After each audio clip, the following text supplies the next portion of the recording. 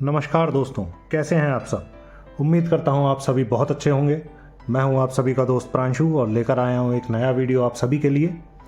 दोस्तों, जैसा कि हमारा एक सीरीज़ चल रही है सुपर कमांडो ध्रुव को लेकर के, उसके ओरिजिन की शुरुआत की 25 कॉमिक्स मैं आपको दिखाने वाला था और उनमें से 20 कॉमिक्स मैं अपने पिछले 2 वीडियोस में 10-10 कॉमिक्स करके दिखा चुका हूं। उनको आप मेरे चैनल पर देख सकते हैं। और आखिरी 5 कॉमिक्स जो सुपर कमांडो ध्रुव के ओरिजिन की बची हैं वो आज आपके सामने लेकर के आया हूँ। हालांकि इनमें बीच में एक कॉमिक्स जो है उसको मैंने हटा दिया है और उसके अलावा मैंने 32 पेज की एक दूसरी कॉमिक्स को ऐड किया है, क्योंकि शुरुआती 25 कॉमिक्स में ग्रैंड मास्टर रोबो एक विशेषांक थी, तो मैंने किसी भी विशेषांक को इसमें शामिल नहीं किया है। शुरुआत की 32 पेज वाली कॉमिक्स जो थी वही मैंने रिव्यू के लिए ली हैं। तो चलिए दोस्तों, शुरुआत करते हैं इस वीडियो की और बताता हूँ आप सभी को इनकी क्वालिटी और कहानी के बारे में। जैसा कि आप सभी देख सकते हैं दोस्तों, शुरू के 20 कॉमिक्स मैं आपको बता चुका हूं, उनका रिव्यू दे चुका हूं, उनके कहानी के बारे में एक छोटी छोटी समरी दे चुका हूं। आप उन सभी का लिंक मेरे चैनल पर देख सकते हैं और पूरा डिटेल्ड रिव्यू भी देख सकते हैं। अगली जो कॉमिक्स है जो कि इस ध्रुव के ओरिजिन की 21वीं कॉमिक्स है वो है ब्लैक कैट। बहुत ही ज़बरदस्त कॉमिक्स अपने समय में रही थी। ये 6 रुपये की उस समय आई थी और अब 70 रुपये इसका मूल्य है। सभी कॉमिक्स दोस्तों ये 32 पेज वाली हैं, सभी का मूल्य 70 रुपये है। Cover quality, paper quality, print quality, जैसा कि मैं पहले वाले वीडियोज़ में बता चुका हूँ, बहुत ही बढ़िया है। राज कॉमिक्स बाई मनोज गुप्ता की तरफ से शुरुआती रिप्रिंट्स हैं जो 2021 के आसपास छापे गए थे, तो उस समय क्वालिटी काफ़ी अच्छी मेंटेन करी थी राज कॉमिक्स बाई मनोज गुप्ता ने। उसी तरह की क्वालिटी इसमें भी है। पेपर क्वालिटी, प्रिंट क्वालिटी आप देख सकते हैं, कलर कॉम्बिनेशन वगैरह सब कुछ बहुत ही बढ़िया तरह से है। प्रिंटिंग बहुत अच्छी है, पेपर और कवर भी बहुत अच्छे क्वालिटी के यूज़ करे गए हैं। ब्लैक कैट, जैसे कि आपको नाम से पता चलता है, एक नया कैरेक्टर इंट्रोड्यूस होता है इस कहानी में जो कि ब्लैक कैट नाम से है। और क्यों एक आम लड़की जो है वो ब्लैक कैट बन जाती है उसके बारे में सब कुछ इसमें दिखाया गया है। नताशा जो कि ध्रुव की दोस्त है, उसको शक के दायरे में लेकर के पुलिस गिरफ्तार करने आती है। आतंकवादी होने का उस पर शक होता है और जो है वो भाग खड़ी होती है वहाँ से और उसको पकड़ने का जिम्मा ब्लैक कैट भी उठाती है।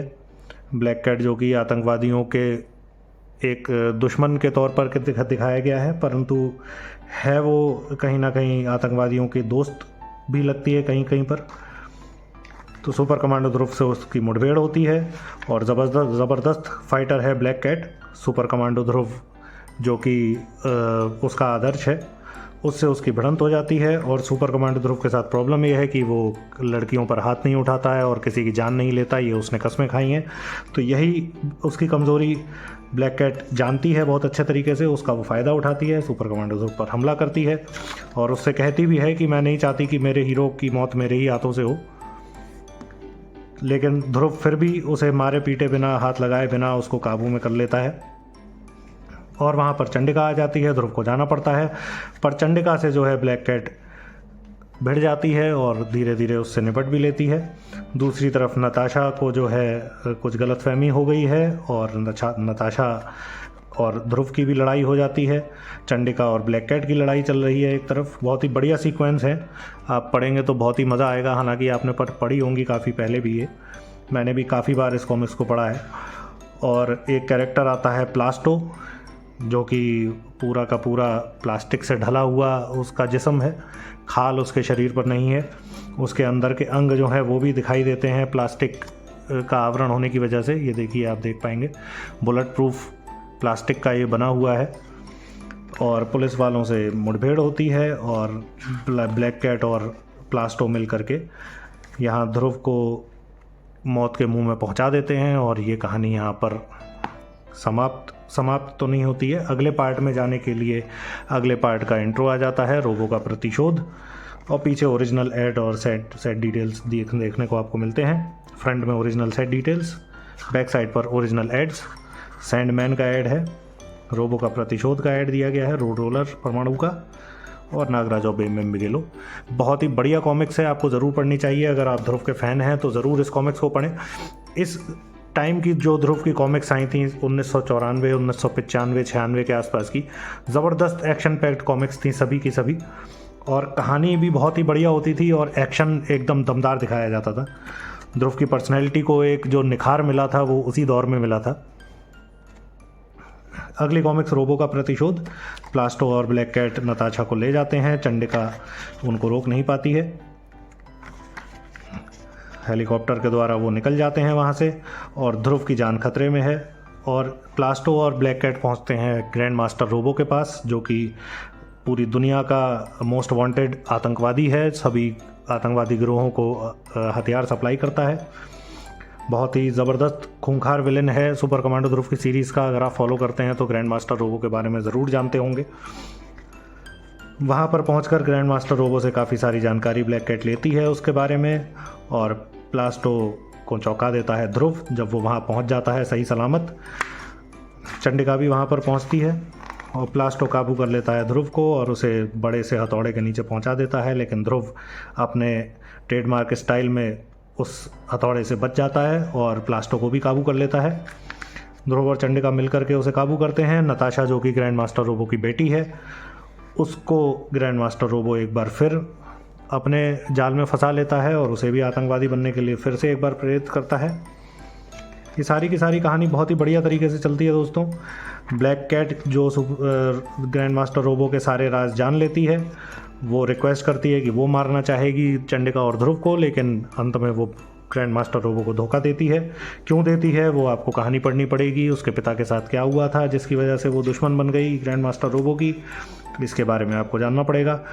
रोबो की लेज़र आई जो है इसमें आपको दिखाई गई है, ज़बरदस्त तरीके से वार करती है। सुपर कमांडो ध्रुव भी चौंक जाता है, लेकिन अंत होते होते तक सभी परिस्थितियों से निपटते हुए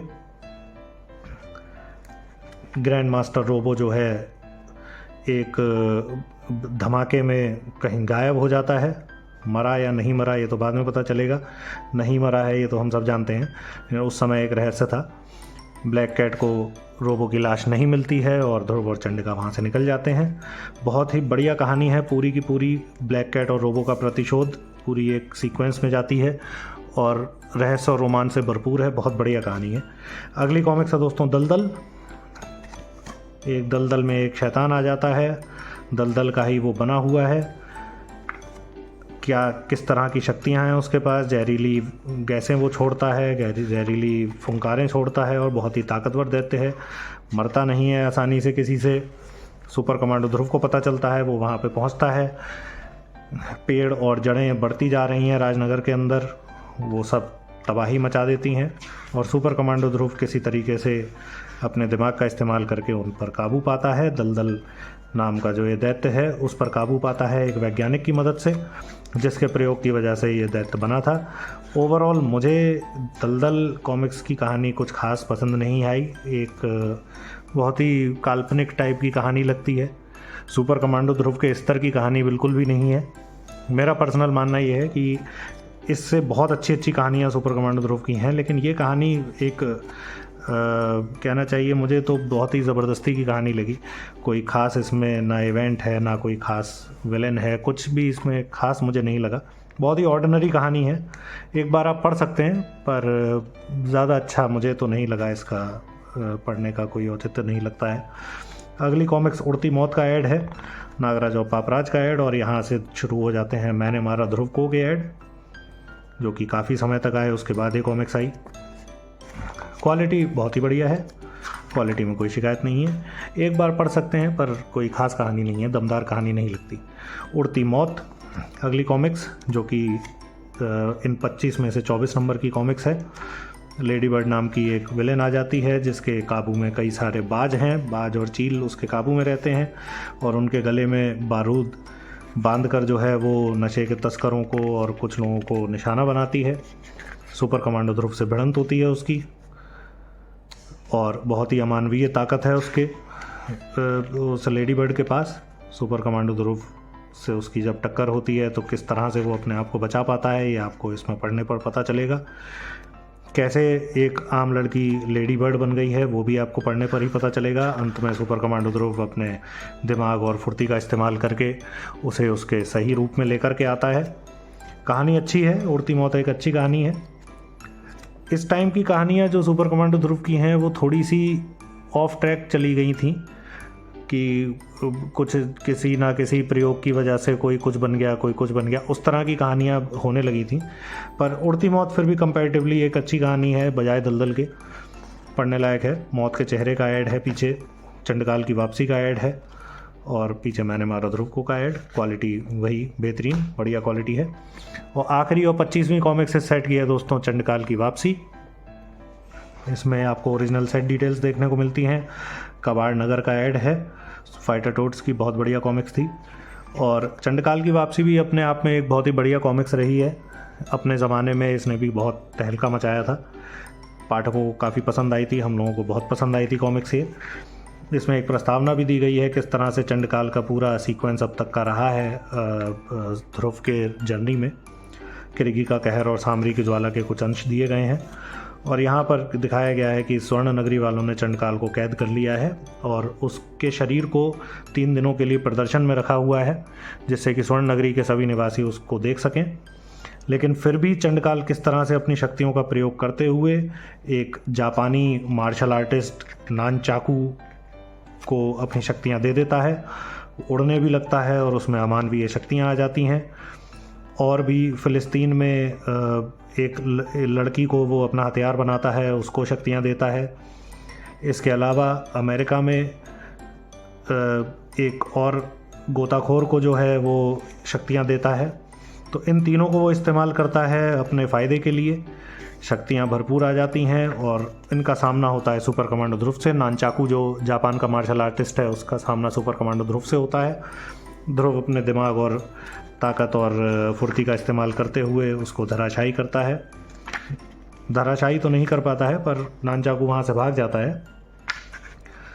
जो दूसरी लड़की जिसको शक्तियाँ दी थी उसका सामना हो जाता है चंडिका से, और चंडिका की मदद के लिए लोरी आती है। ओवरऑल कहानी इसकी बहुत बढ़िया है। चंडकाल की वापसी अगर आपने पढ़ी होगी तो आप जानते होंगे बढ़िया कहानी है। अगर नहीं पढ़ी है तो ज़रूर पढ़ें। सुपर कमांडो ध्रुव के यूनिवर्स में पढ़ने लायक कहानियों में से है। बढ़िया सीक्वेंस चलते रहते हैं यहाँ पर, और बीच समुद्र में सुपर कमांडो ध्रुव, लोरी और चंडिका पहुँचते हैं। स्वर्ण नगरी तक जाने का जो रास्ता है वहाँ पर इनको फिर से नानचाकू मिल जाता है, और उससे फिर एक बार भिड़ंत होती है सुपर कमांडो ध्रुव की। वहाँ पर वो गोताखोर भी आ जाता है, और ओवरऑल सारे सीक्वेंस होते होते पता चल पाता है कि आखिरकार हुआ क्या है, चंडकाल ने किस तरह से अपनी शक्तियों का इस्तेमाल किया है। और उन्हीं को इस्तेमाल करके चंडकाल फाइनली स्वर्ण नगरी से एक बार आज़ाद हो जाता है और भाग जाता है। धमकी देता हुआ वो वहाँ से गायब हो जाता है, और सुपर कमांडो ध्रुव जो है वो धनंजय को बताता है कि तुमने मेरी बात नहीं मानी। उसको डिस्प्ले में रखा, और आखिरकार चंडकाल चला गया, और अब होकर रही है चंडकाल की वापसी। अब भविष्य में क्या होगा ये तो आने वाली कॉमिक्सों में पता चलेगा। पीछे विजेता नागराज का और मैंने मारा ध्रुव का ऐड है। ओरिजिनल सेट डिटेल्स, बेहतरीन क्वालिटी। तो ये था दोस्तों रिव्यू इन सभी 5 कॉमिक्स का। इसी के साथ जो सुपर कमांडो ध्रुव की शुरुआती 25 कॉमिक्स हैं उनका रिव्यू मैं आपको दे चुका हूँ। 10-10 कॉमिक्स के रिव्यू 2 वीडियोस में, और आखिरी 5 कॉमिक्स का जो रिव्यू है वो इस वीडियो में आपको देखने को मिला। कैसा लगा आपको ये रिव्यू मुझे ज़रूर बताइएगा। ये सीरीज़ आपको कैसी लगी मुझे ज़रूर बताइएगा। अगर आपको पसंद आती है तो इसी तरह से और सुपर हीरोज़ की कॉमिक्स की सीरीज़ में लेकर के आ सकता हूँ, जिससे कि सिलसिलेवार रूप में आपको उनकी कहानियों और कॉमिक्स के बारे में पता चल पाए। अपनी राय मुझे ज़रूर कमेंट सेक्शन में बताइएगा। कोई और कॉमिक्स जिसका रिव्यू आप देखना चाहें वो मुझे बताइएगा, उसके रिव्यू का भी मैं अरेंजमेंट करने की कोशिश करूँगा। दोस्तों, सुपर कमांडो ध्रुव मेरा पर्सनली फेवरेट सुपर हीरो है। आपका फेवरेट सुपर हीरो कौन है मुझे ज़रूर बताएं। आपके कमेंट्स और लाइक का इंतज़ार रहेगा। मेरे चैनल को सब्सक्राइब कीजिएगा। अपने दोस्तों और घर के बच्चों को भी बोलिएगा कॉमिक्स पढ़ते रहें, जिससे कॉमिक्स इंडस्ट्री एक बार फिर अपने अच्छे दिन वापस देख पाए। चलिए दोस्तों, इन्हीं शब्दों के साथ ख़त्म करता हूँ आज का वीडियो, और मिलते हैं आपसे अगले वीडियो में। जय हिंद।